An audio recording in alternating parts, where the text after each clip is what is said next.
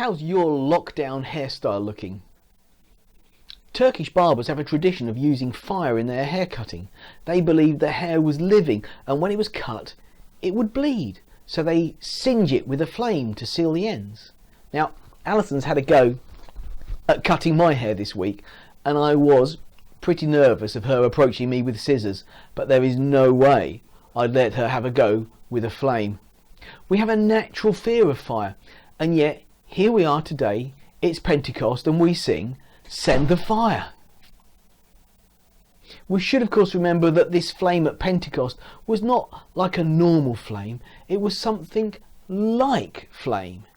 It was the visible presence of the Holy Spirit that came to rest upon the people gathered there, changing them forever. And the first change that is recorded is that they could speak in different languages. It strikes me that this must be really important for it to be noted first. From this moment on, the gospel was not just for the local Jews, but it was for all peoples to hear and understand. This speaking in other languages was a way in which barriers to God were being removed. And verses 9 to 11 list some of the peoples that were there, each hearing the gospel in their own language. There is some confusion in the crowd as to what is going on. So Peter tells them what Joel had prophesied. He used Joel's words as explanation for what was happening. He tells them about dreams, visions, people prophesying, wonders and signs shown. And to me, the most important parts of the quote are the first and last lines. "I will pour out my spirit on all the people, and everyone who calls upon the name of the Lord will be saved." Because to me, that is the fundamental purpose of this celebration of Pentecost. I will pour out my spirit on all people, and everyone who calls upon the name of the Lord will be saved. These disciples had celebrated Pentecost many times before. Every year throughout their lives they would celebrate this date, 50 days after Passover. But this Pentecost was different. Previously they would have used Pentecost or Shavuot as a thanks for first fruits of the wheat harvest, as well as a remembrance of the laws given by Moses.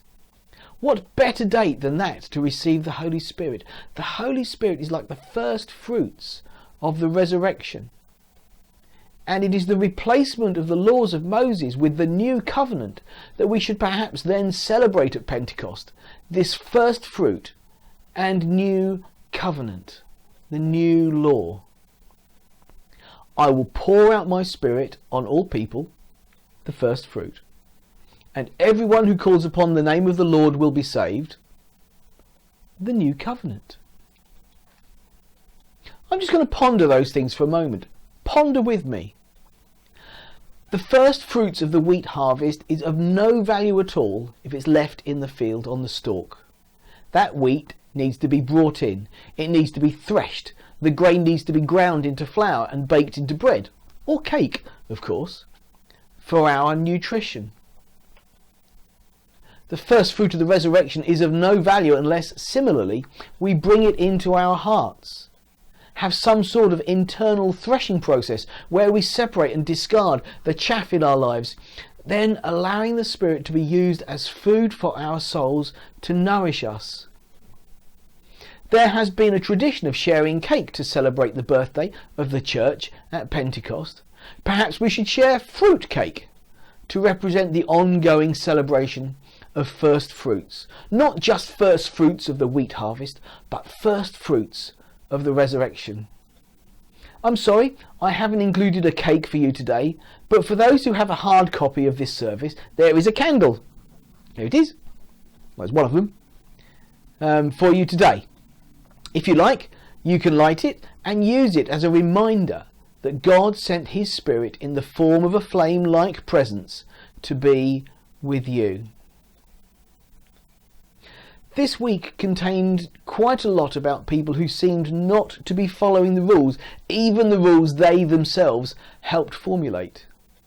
To be honest, Moses was not perfect to that either. Joel spoke of a time when everyone who calls upon the name of the Lord will be saved. A time when our salvation is not brought about by following hundreds of Levitical laws, but is brought about by us accepting a relationship with God through this new covenant. A choice to call upon God, a choice to accept Him into your heart, a choice to accept His salvation. What I see here, though, in this line of Joel is the most spectacular, inclusive nature of His word. Everyone who calls upon the name of the Lord will be saved. Other translations in the place of everyone use whoever, whosoever, all. This is inclusive in the same way that the languages being spoken that day in Jerusalem made the message inclusive. Nobody is excluded from claiming His offer of salvation, and nobody who claims it will be denied it. So today, I'm not going to suggest that you need to rush out and proclaim the gospel to the world. But you can if you want, obviously. What I want to ask you to do is this: call upon the name of the Lord. He poured out His Spirit. He's done His bit. Now do yours. The Spirit wasn't just sent so we could hear about flames like doves once a year. He was sent so we could all have that relationship with God through this new covenant.